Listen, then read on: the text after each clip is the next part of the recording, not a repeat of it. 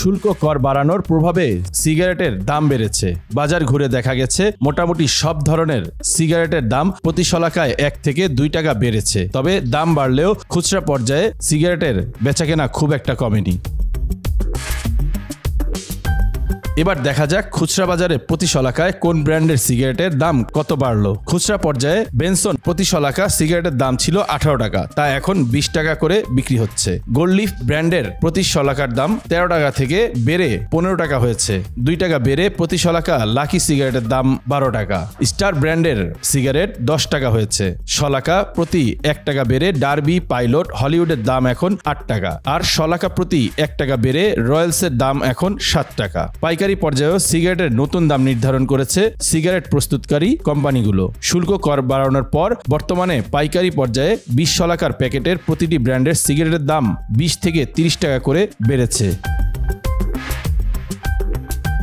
বর্তমানে 20 শলাকার বেনসন প্যাকেটের দাম 370 টাকা, জন প্লেয়ার গোল্ড লিফ 280 টাকা, লাকি স্ট্রাইক 210 টাকা, স্টার 172 টাকা, পাইলট, ডার্বি স্টাইল, হলিউড 144 টাকা, রয়্যালস 126 টাকা। এর আগে গত 9 জানুয়ারি অর্থবছরের মাঝামাঝি শতাধিক পণ্য ও সেবার উপর মূল্য সংযোজন কর ও সম্পূরক শুল্ক বাড়ানো হয়েছে। এর মধ্যে সিগারেটও আছে। সিগারেটের মূল্য স্তর ও সম্পূরক শুল্ক দুটোই বাড়ানো হয়। ইতিমধ্যে জাতীয় রাজস্ব বোর্ড সিগারেটের মূল্য স্তর অনুযায়ী স্ট্যাম্প ও ব্যান্ডরোল ব্যবহারের নির্দেশনা দিয়েছে। সে অনুযায়ী সিগারেট প্রস্তুতকারী কোম্পানিগুলো শুল্ক কর পরিশোধ করছে। এতে খুচরা বাজারে সিগারেটের দাম বেড়েছে।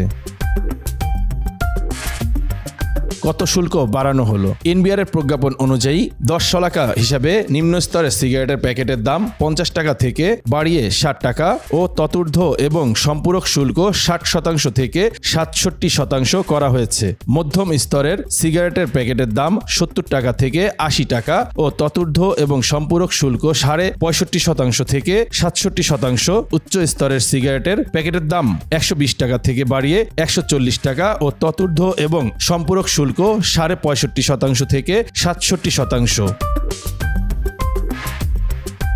অতি উচ্চতরের সিগারেট 160 টাকা থেকে বাড়িয়ে 185 টাকা ও ততূর্ধ্ব এবং সম্পূরক শুল্ক 65.5% থেকে 67% করা হয়েছে। সিগারেটের প্যাকেটের গায়ে ব্যান্ডরোল থাকে। কারখানা থেকে বের হওয়ার সময় প্রতিষ্ঠানকে প্যাকেটের গায়ে ব্যান্ডরোল লাগিয়ে বাজারজাত করতে হয়। ব্যান্ডরোল বিক্রির মাধ্যমেই সরকার সিগারেট থেকে রাজস্ব আদায় করে থাকে।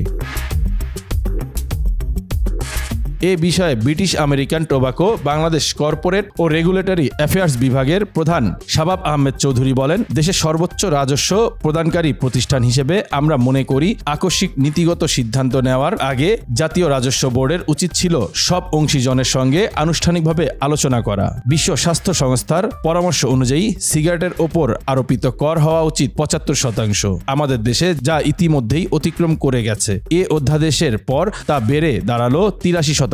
কত শুল্ক কর আসে?